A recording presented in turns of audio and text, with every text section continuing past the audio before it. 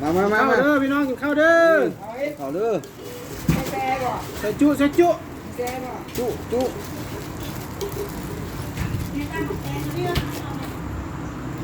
กงเพี้ยโค้งๆพี่น้องแกงเพี้ยโค้งๆคนๆเลยผักเขาก็มีผักกาดหินผักอีเลิศมะระ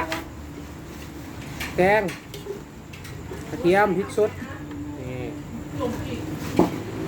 คำแรกมันเอาเยอะว่ะจัดไหมหมดเลยว่ะยันมันคุณยิ่งแค่เนี้ยนี่พี่น้องนี่ห่อเรียบร้อยแล้วเซฟมันไม่อยู่ทางเดียวเนาะไม่ยังก็มาอยู่มือทางเดียวกันเนาะมันก็พูดว่าต่ำกันนี่ครับ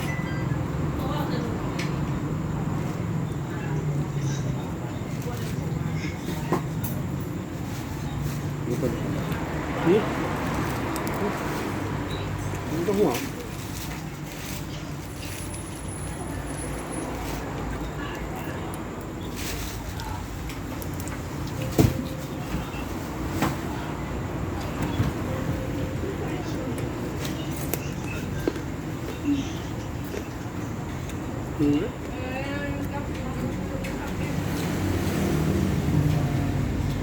เจ้าเหนียวดี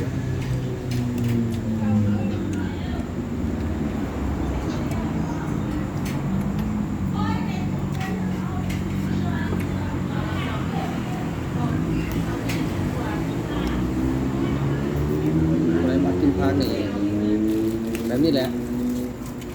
เข้ากันนะใส่จุ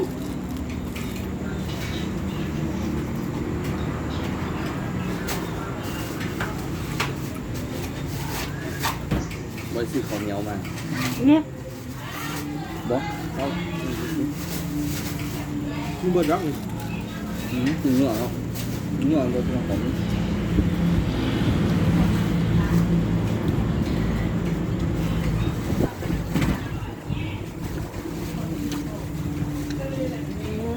คือได้แบบนี้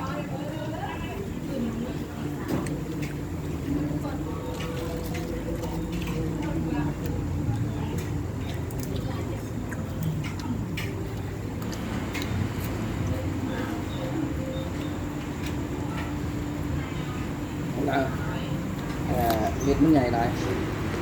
แกไม่เหมือนมันหมกแกไม่มันเดือดก็ได้เลยต้องอันนี้ดิต้องหานั่นแหละ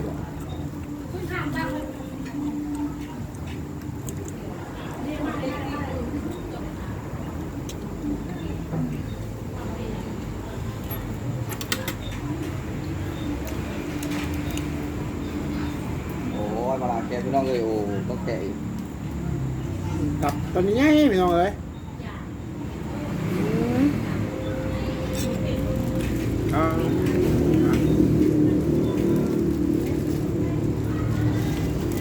ด้วยแล้ว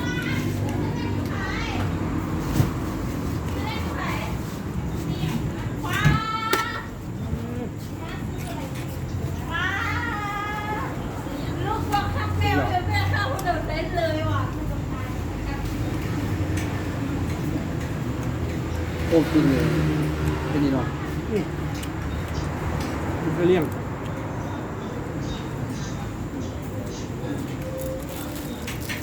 บ้า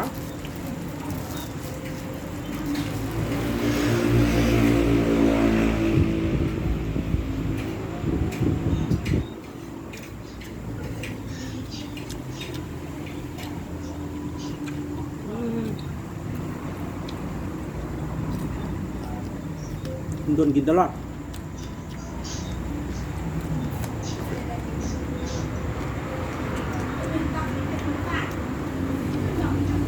ประกันนี่ครับ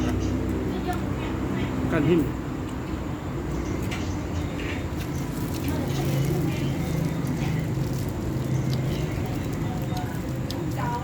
กินหน้าพอดีกินมะระโอเคเรื่องดีห้องประกาศกิน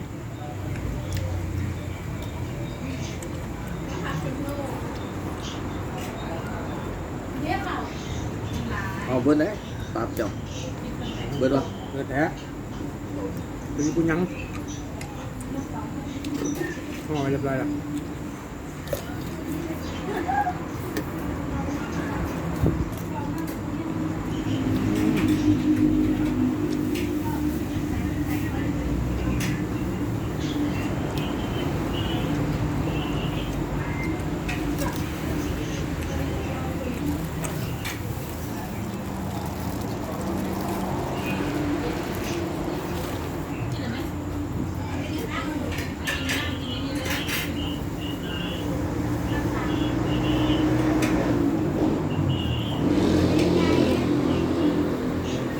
น้องห่อเรียบร้อยนะ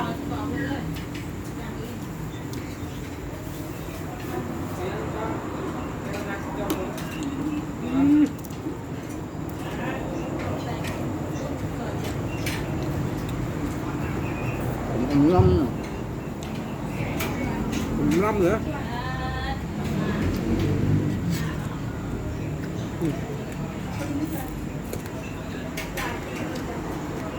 โอ้ยดีหมดเลย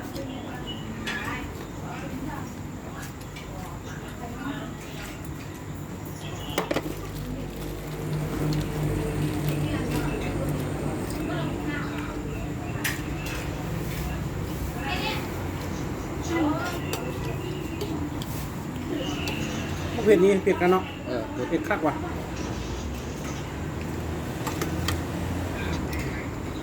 เห็นเขากินพริกแดงพริกหยังเขาบ่มักมันเผ็ดแต่เขาออกหวานๆจังได๋บ่แซ่บเนาะ อืม คือจะมีแซ่บกว่า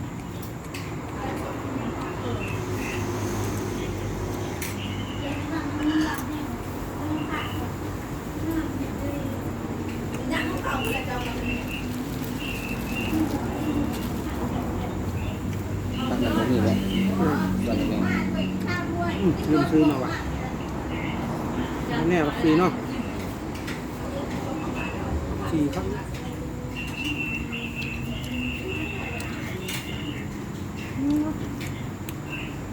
ก็ดีบ้างครับกิน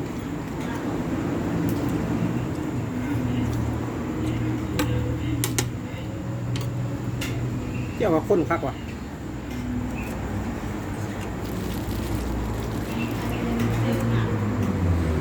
พี่น้ำสดแล้วคนสดเลย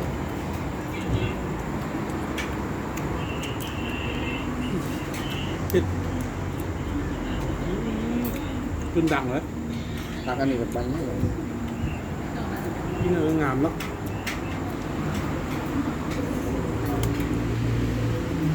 เลือกกับใบใหญ่ๆไปทางเลยห่ออะไรไปเลย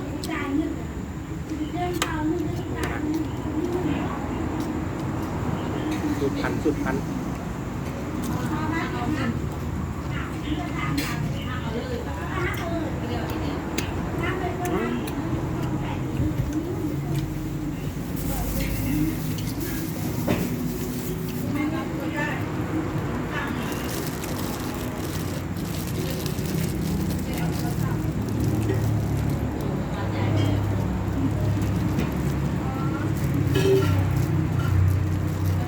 ก็เหนียวสมชื่อติดมือกันนะไป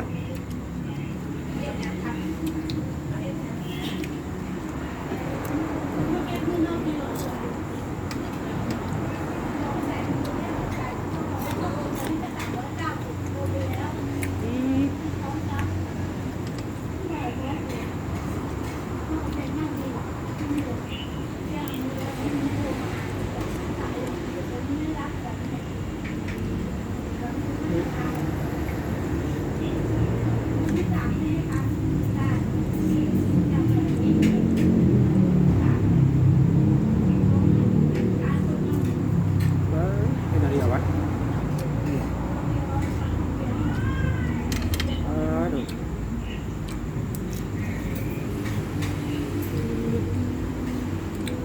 มา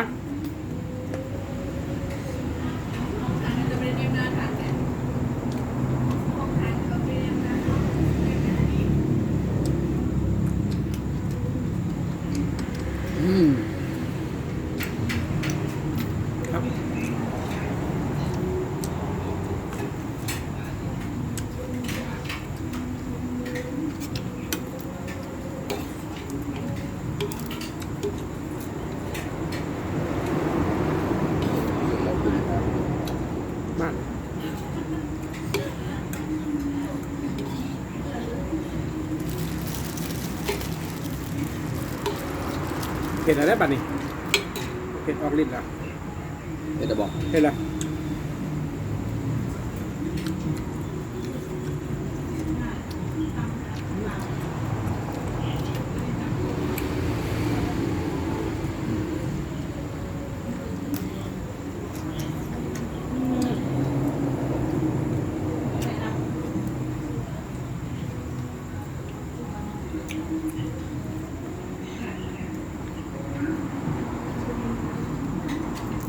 มันกลัวกำจายกินกันนิดนึง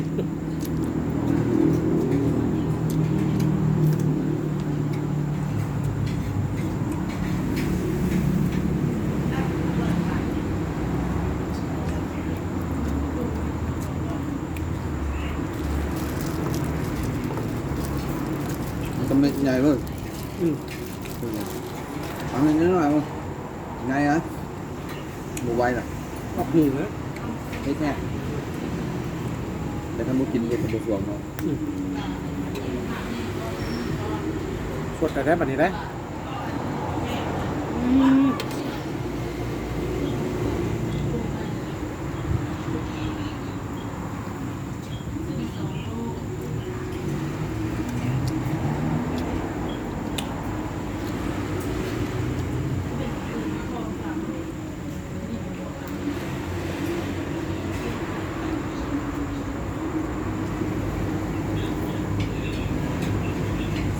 คำตัดส่วน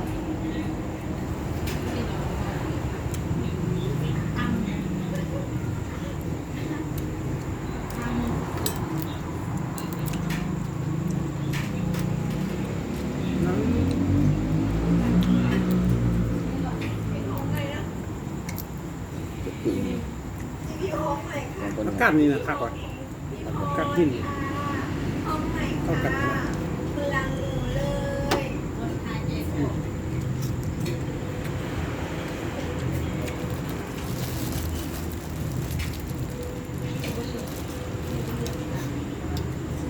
อืม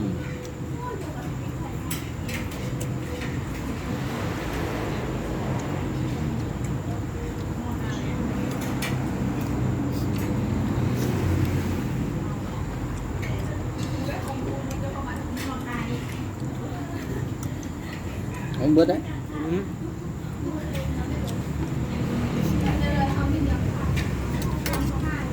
มาครับอืมอื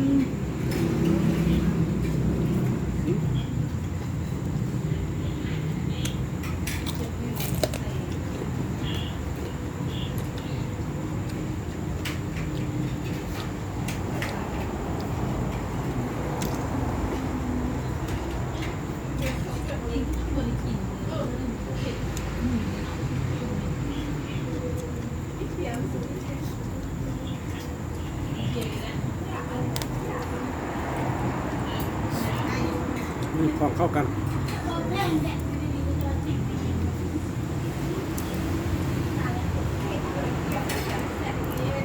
กัดกิน กระเทียมลงนี่ ไม่รู้นั่งตัวเล่นตามไปเขาไม่ได้งั้นแหละ กินกะทิมากเบิด นี่เผ็ดแล้วบ้านี่อืม อืม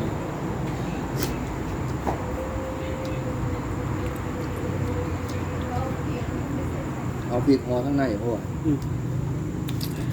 ตัวได้ใส่มันจะกระเทียม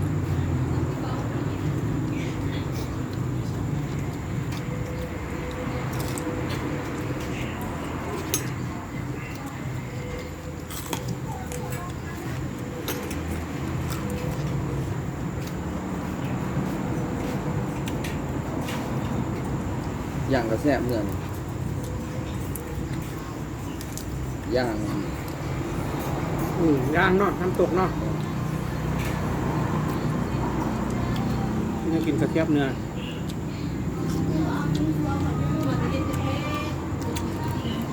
ย่าอะไร เอาตามมันเบิดไหม นะทำอืม ลูกมือต่างกันอย่างถ้าเกิดเขาล่มใจเนี่ยก็โกรธมีโดนด่ามีนี่ สด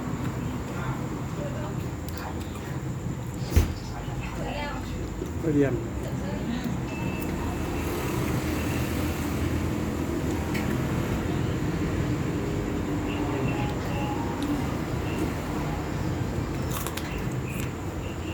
พักมันช่วยง่าย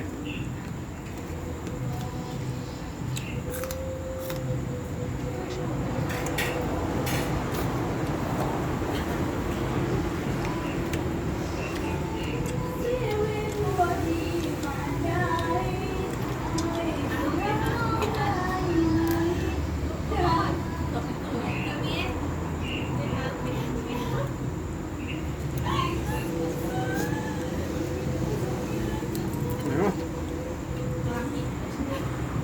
บืนพี่น้องบืน ได้ร่างยังยอด อืม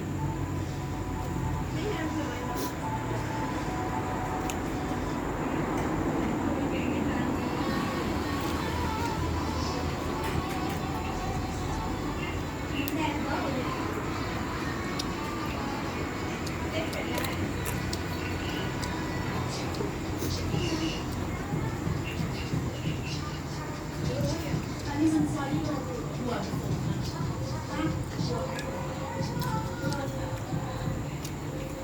มันตอนนี้มันตัวที่โดนดาวร้องเพลง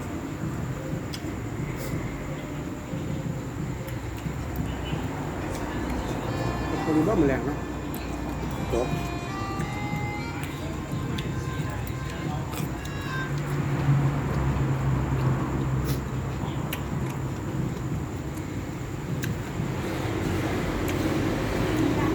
แล้วจ แล้ว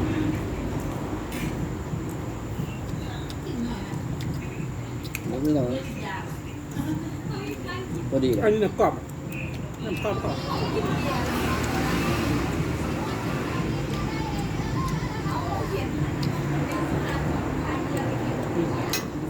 กรอบแล้ว กรอบแล้วเพื่อนยังกรอบ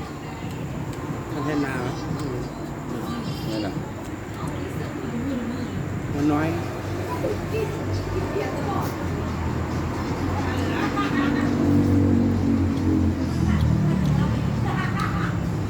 อืม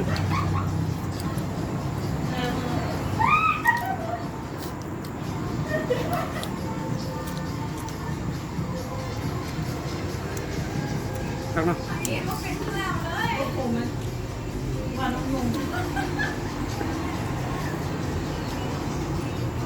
คำสุดท้ายแล้วมาเนี่ยมาเด้อนี่เลือด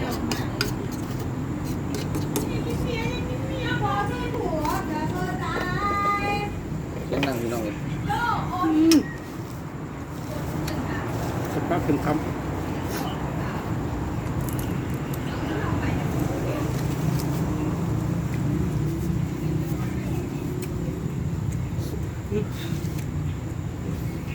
เรียบร้อยพี่น้องจังตับ